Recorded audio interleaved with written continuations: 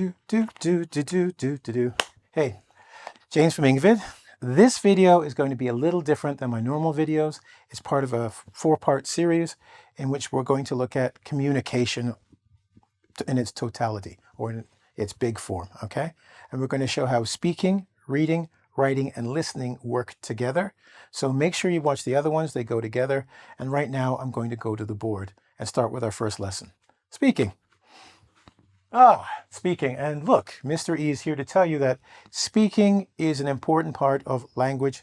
We say acquisition to get language, because in order to communicate, you need to speak and to listen, right? They go together. Mr. E is telling you that speaking takes up 25 to 30% of language usage in a day. So you spend 25 to 30% of your day speaking more than, and 10% for, I believe, writing, 10 to 15%, but we'll get to that. In this lesson, we're going to talk about the most important part of what I think you want to do when speaking in order to learn the most in language.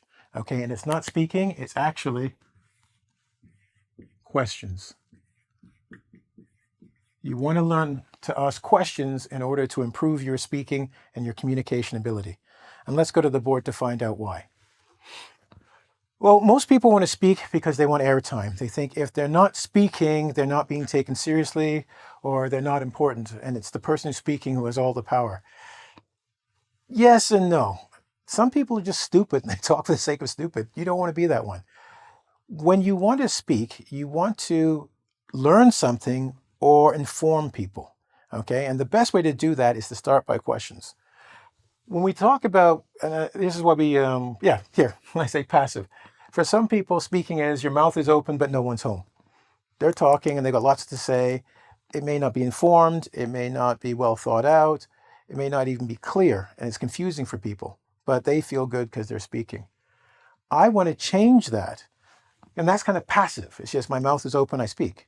I wanted to make it active. And the act of using questions is what makes it active, right? Because when you use questions, we ask open-ended questions. What does that mean? We don't say ask questions where it's just yes or no. We ask a question where the person has to speak more, or we say elaborate. And as they do that, they give us more information so we can communicate more effectively with them, right? We use questions to clarify, like, what do you mean? Connect. Did this happen to you? This happened to me, right?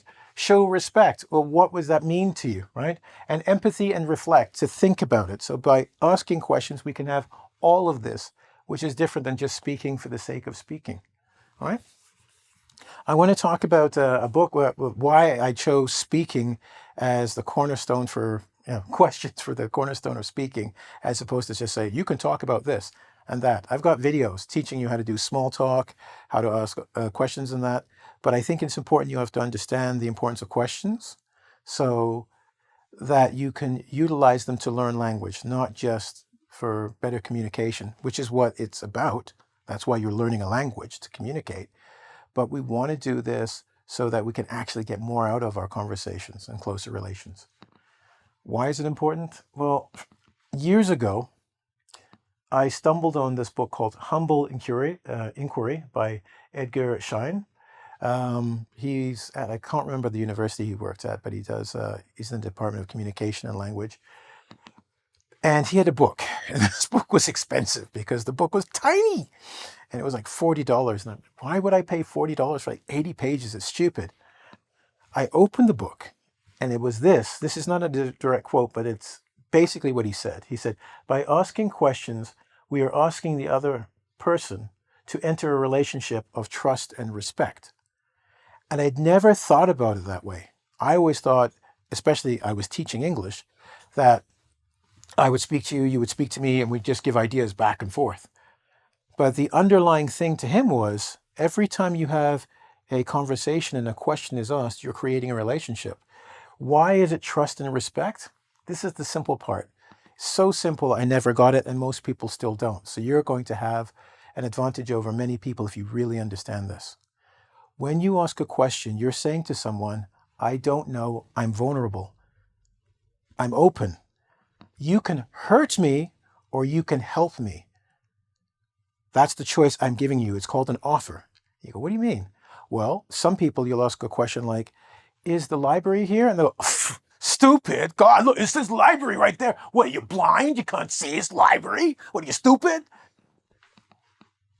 Respect, trust, none. You've just told me, never ask you a question again, because maybe my back was to it and I didn't see it. I'm new to the area.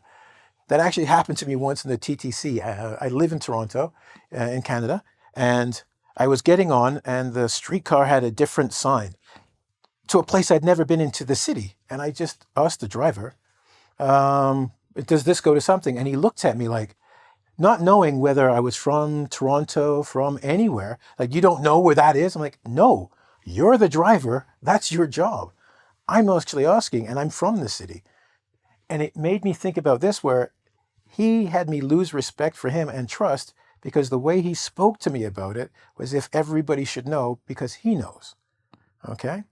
So when you think about that, and that's why I said you'll have an advantage over others, because when someone asks you a question, instead of saying, oh, you don't see it, you'll say, yeah, I know. Sometimes it's difficult because the sign can be hidden by a tree, but the library's that way. Watch that person go, thank you very much, and they might ask you another question and engage in conversation. And remember, when we're talking about speaking, one of the best ways to learn a language is to speak with another person. Don't you think if you ask a question that creates trust and respect, they'll want to speak more with you? Yeah, so you get more conversations. People will want to even help you because you showed respect to them.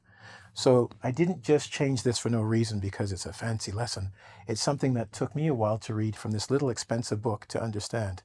Conversation, or questions, more specifically, are relationship builders. And depending on how we answer a question, we're telling somebody, I reject a relationship with you in any way, or I accept and I'm open to. It's called an offer. And many people miss that because they're feeling so superior, they don't realize that they're blowing opportunities with people, right? Don't be that person. And that's why I wanted to start with this, because there's another reason you want to start with questions that will help you get more conversation. So I'm going to go here, and I've got a list of 5, right? When you ask a question of someone, okay, it shows something that you listen to them. You kind of have to listen to a question if you're doing, if you're paying attention to the conversation. If they speak and then you speak and then they speak and you speak, it doesn't mean you literally listen to them, or, you just engage, exchanging information. Or a friend of mine, Baz, used to say, you're an air exchanger. No, you're a carbon dioxide exchanger with trees. Basically, you breathe, nothing's going on, you give out carbon dioxide, trees give you air, and that's your existence. Some people do that with conversation. You say something, they say something. You say something, they say something. Nothing is learned by either person. So nothing gets deeper or no greater connection. All right? So the first thing we think is, if you're asking a question, you're showing that you listen to someone. They feel that they've been heard, yeah? Also, you're showing that not only did you hear them, you thought about what they said. You go, that's the same. I go, no. You can listen to someone and ask for clarification on a question or something, but you are also showing that I'm thinking about what you say, showing respect to them, that what you say is important enough for me to stop thinking in my head about what I want to say and actually think about the words coming out of your mouth, right? And that's what communication is, creating an understanding, and it should bring things together to make it higher than what you had before. I have my opinion, you have your opinion, and that we're joined, we're actually raising the level of communication, understanding, and intelligence in a conversation. Now, part B, why do we want to use questions when we're speaking or having conversation? This is for you. If you have a question you're asking, you're engaging a natural part of your brain. Our brains are designed to solve problems to keep us alive, okay? By asking a question, you're trying to solve a problem, which is what the brain is designed to do. By doing that, the brain actually focuses more on what's going on in the conversation. When you're just saying things, you can just, I know my birthday, that I know a whole bunch of facts I can just throw out. Nothing has to go on between my 2 ears. But to think of a question because I'm listening to you means the part of my brain that would be normally all over the place and focuses. And that's an important thing you have to do when you're learning a language. You have to be able to focus in order to see different parts of grammar, syntax, meaning. You got to focus. And for a lot of people, it's hard to do, right? Because they're giving information, getting information. And I don't know if I put it, yeah, I didn't put it there so I can say it to you. It's also a way to slow down the conversation. What do you mean? When I ask you a question, and I can use it because I got clarify, this is the next one here, right? Well, yeah, I'll come back to it. But when I ask you a question, I get you to slow down so I can have more control of the speed of the conversation, so I can take in information at my own pace. There you go. So now let's go to B. Humble. Or sorry, C, humble. Be humble. Sorry. Okay, so C, be humble. What does that mean? Well, the book was called Humble Inquiry for a reason. Most people, listen, people are smart. I'm not saying they're not, but most people think they're smarter than they are. So it's hard for them to say, I don't know. Asking a question, you have to be humble. And humble means I'm not up here. I may know some things, but I know I'm down here and I'm here to learn. Please teach me. A lot of people don't have, or humble, or we say have humility. They won't ask a question because if they do, they will feel like they look stupid. They're not strong. They're not powerful. Being humble is good because it's saying I don't know something gives me the opportunity to learn something. When you're not humble, you can't do that because you have to show at all times you know something.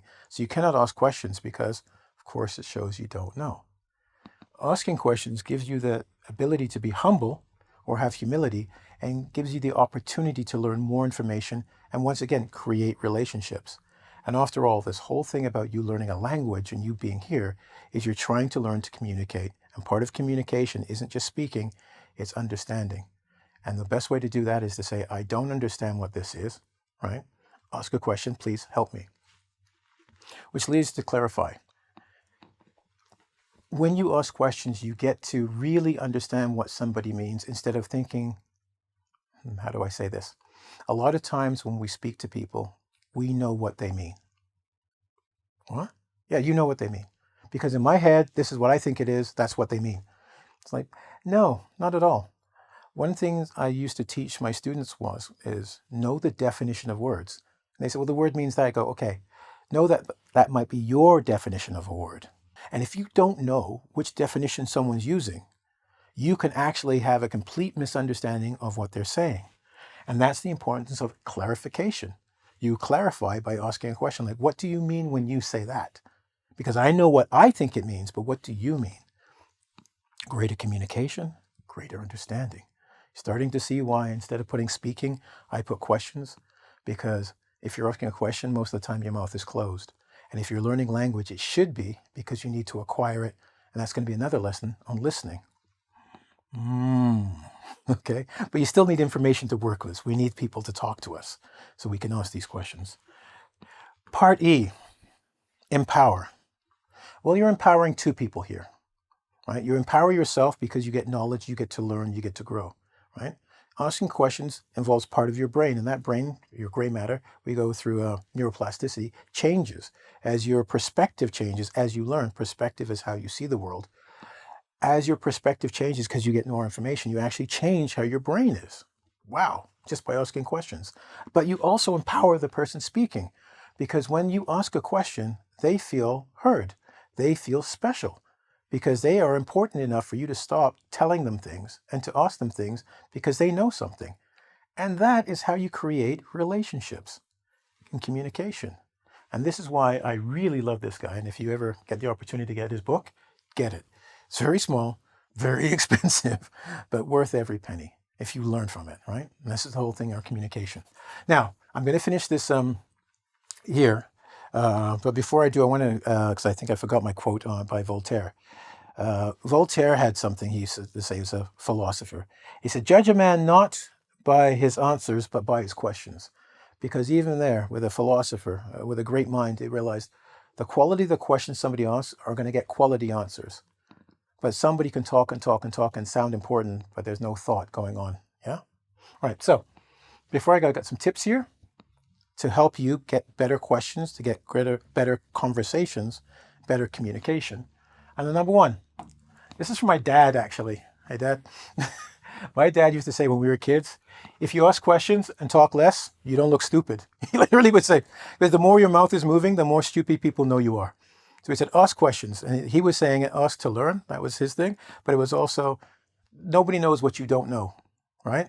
If you don't ask, if you ask questions, you're showing I want to learn, but they don't know if, if you're unaware or actually stupid. So that's to save you. Number two, ask yourself questions before you start. I wanted to put conversations, but I didn't have room. So before you start talking, because I don't mean talking, there's something called KWL method. And in the KWL method, it's what you know, what you want to know, what you want to learn, right? So you want to kind of, because most of the time you know the conversation you're going to get into or whom you're talking to. It's your teacher, your boss, your kid. So you should start, okay, so what do I know about the situation? K. Okay, what do I want to learn, right? Because I know there's gaps in my knowledge, right? And then finally, when you finish the conversation, the next question is like, what did I learn? And by asking these questions, you're going to get more out of every conversation you have. And before I go, I just want to say this. Some of you probably know I teach karate or martial arts, and I always say to my students when we do sparring, invest in loss. And some of you go, oh, you're the loser, you. And I'm like, no, invest in loss. Put yourself in a position where you don't know or it's weak, and then find your way out. Okay? So when you're investing in loss, in this case, by saying, I don't know, that's a loss. You don't know. But because of that, you can get the greatest answers to move you out of that weakness to a strong position. Okay? So look, I hope you enjoyed this. Remember, it's a part of the 4 series, so look out for it. This is on speaking. And as I said, it's about 25 to 30% of your communication. And I want you to look at the other ones to see what other parts of communication should you look at, and what do you think is, more important for you? Because depending on the person, some of you have mastered this already and you got it. But you might need the other ones and think, like, writing, why is that important? Trust me, you'll find out. Anyway, it's James from engVid. Please subscribe and make sure you check out the other ones. And I'm going to let you know that you can go to engvid.com to see the other lessons and see some other brilliant teachers with great lessons on grammar, listening, speaking, reading, writing, idioms, and whatnot. Have a good one.